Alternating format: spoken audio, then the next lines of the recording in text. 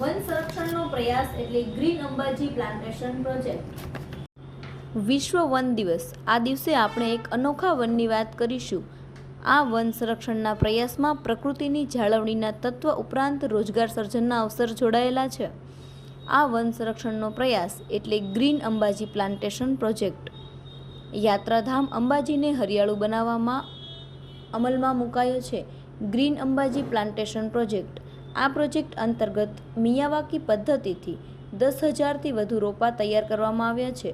મુખ્યમંત્રી શ્રી ભૂપેન્દ્ર પટેલના નેતૃત્વમાં વન વિભાગે અંબાજીના ડુંગરને લીલાછમ બનાવવા બીડું ઝડપ્યું છે.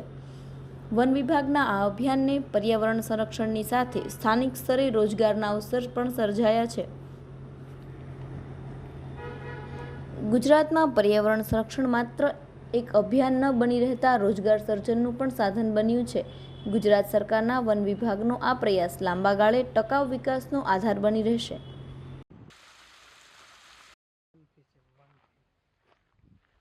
फलाऊ झाड़ है, फलाऊ झाड़ बाज़ार में बेच के हम कमा सकते हैं और रोड पे ही हम वो केसुड़ा है, कोई टिम्बरू है, ऐसे हम बेच के हमारा गुजारा चलता है.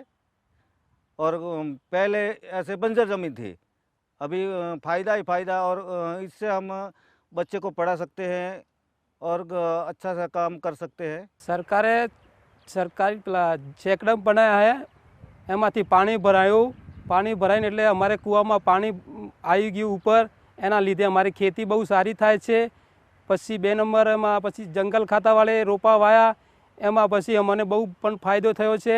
એને જો ફળ આવે અમે બજારમાં જઈને વેચીએ છીએ, એનાથી અમારું જીવન પણ સારું થાય છે.